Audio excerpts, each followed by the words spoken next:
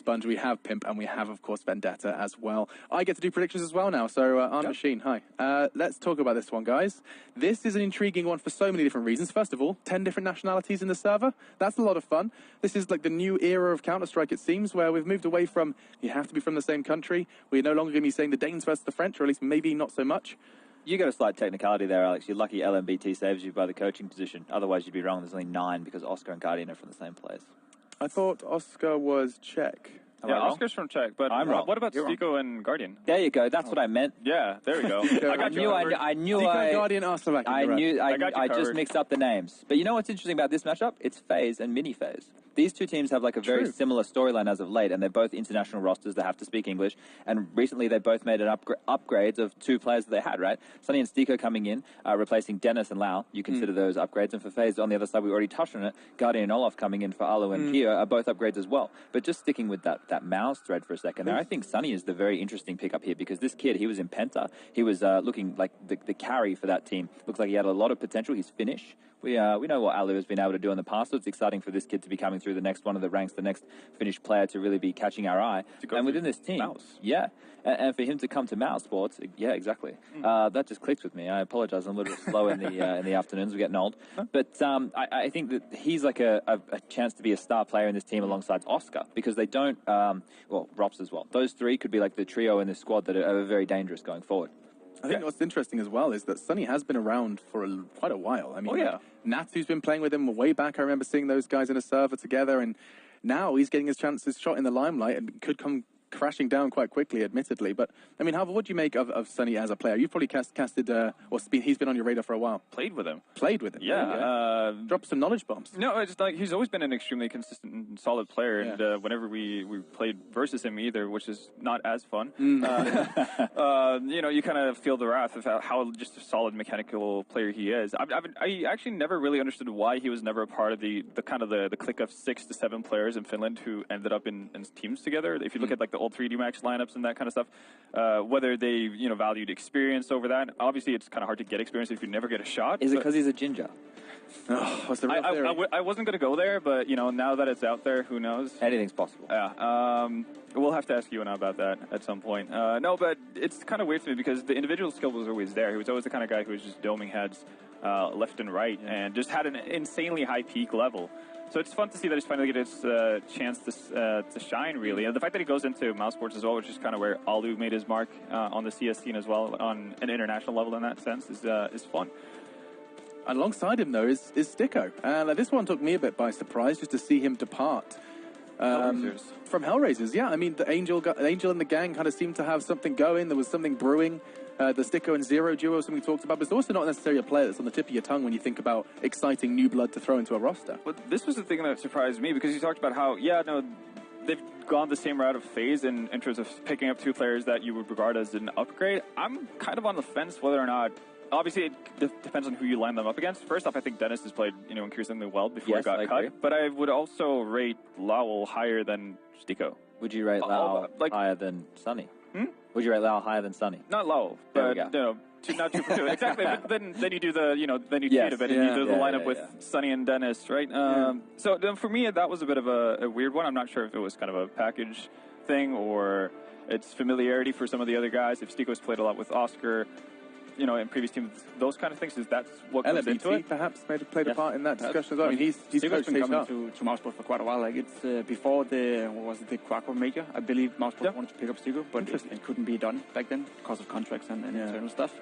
So he's been on the radar for quite some time. I think Mouseport have had the more, I would say, clever approach to this, where FaZe just went for the raw skill. They went for Guardian, one of the best players in the world, if not still can be. Olaf Master was the best player in the world, whereas Mouseport went for Csgo, who's known to be a smart player. He makes great plays, and he's a good team player.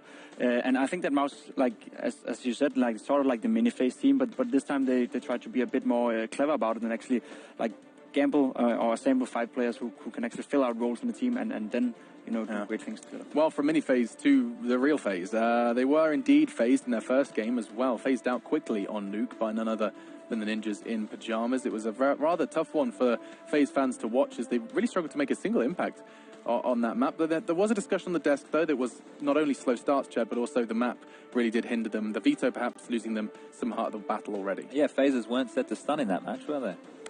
There we go. We got another one in there. But I don't think, a map like that, especially for the likes of Guardian in Na'Vi days, he wouldn't have been playing a lot of Nuke. Vacation Nuke were the two main bans for that squad, so for him it's unfamiliar ground. Obviously they had done some work on it. You could see the set smokes, they knew what they were doing in certain plays, but you need to kind of feel your way into those things.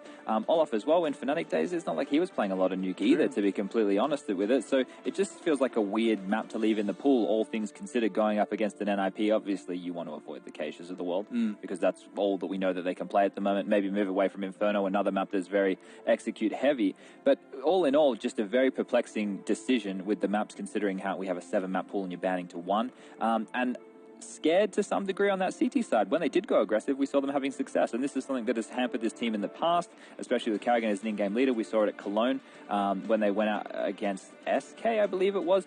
They just looked super scared in that overpass matchup, and they weren't actually taking the risks, which is what we want FaZe to do, because we know every single player on this team can turn around on its head.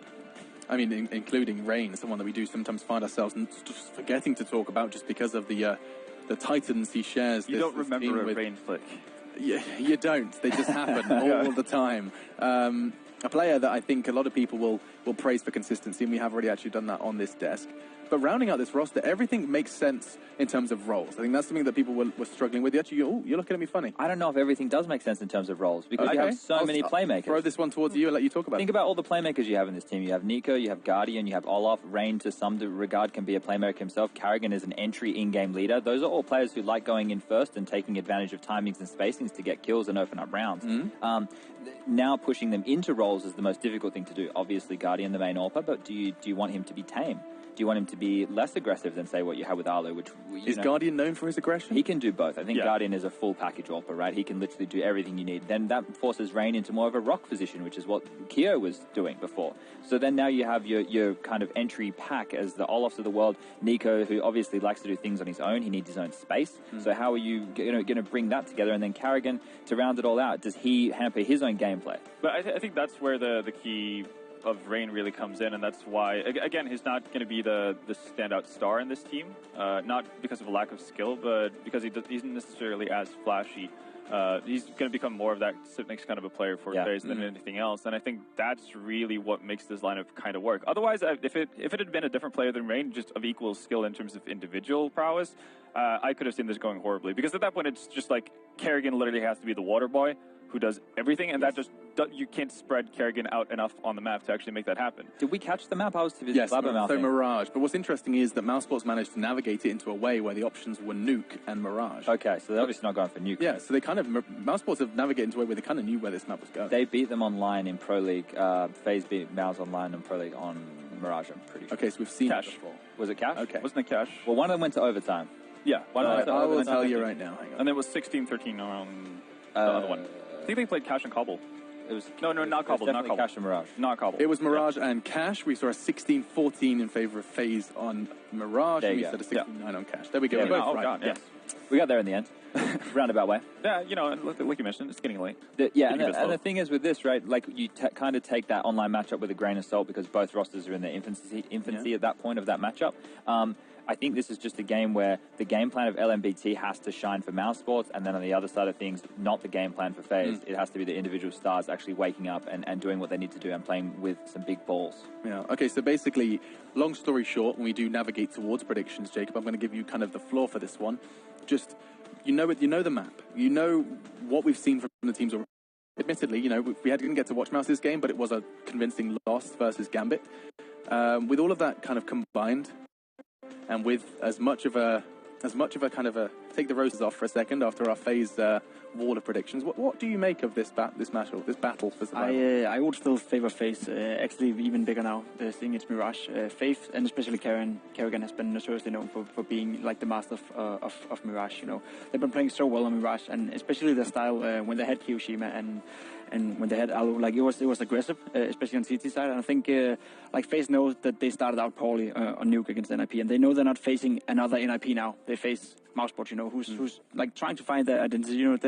this roster move with Csgo and removing Dennis for that matter, like that's a more like clever move. That's like trying to make an identity out of the team, and that's not there yet, you know. Yeah. Whereas NIP have the identity with Threat and with the other players gone for them for quite some time. So I think it's going to be a phase, and I think we're going to see FaZe in full force now, and they're going to burst out, you know, and they're going to show back that was just a mistake, you know, from there, and that tournament is not over. And it's something that I do really admire as well, is that I've been saying it for like as many desks as I can remember, and recently about Olof, is just that when his back's against the wall, it is so unbelievably clear. It's not even like a cliche or just like, oh, it's all feelings. It's actually, when the pressure is on, Olof does play better. And now you can't ask for more pressure than this. One map and your new team, your first opportunity offline with them, could come tumbling down. I think we're going to see a very different Olof Meister tearing up that server alongside the other huge names. Actually, can you tell me this off the bat? Because I didn't get to see the online games they play versus Mouse Sports, but where does Olof Meister play on Mirage? Great question. Great question. Later stages of that Fnatic stint, he played VAP's Mirage, which is definitely not his thing. Pretty sure it was on the B stream. I could be wrong. Could be just absolutely ruining myself right here. I was hosting that week of Pro League. So okay, you had other responsibilities. Hosts don't watch They don't watch the game. That's those playing at home, the hosts don't watch. What they do is they sit and they play on Nintendo. Games, yeah. No, but I don't recall. There was a lot of games of Counter-Strike that week, but it was very dynamic in the way they approached it. A lot of people were picking up the AWPs, and they were very dynamic in that sense. Was it Kerrigan as well? Because that's something that he has been known to do on Mirage. He likes to pick it up. You think about it, they have 4 players now who all love, who all could be secondary AWPers on that team. And you also have both players who are most well known for having injuries in CSGO. True. I didn't even think of that. All right, guys, it has to be quick. I can be quick. You bring that up those as like a predictions. highlight. Yeah, you can. Yeah. Give us a name. I'm going to go with Mouse Sports. I think Oscar's Playground is the old Miragi, so I'm going to go with them. Oscar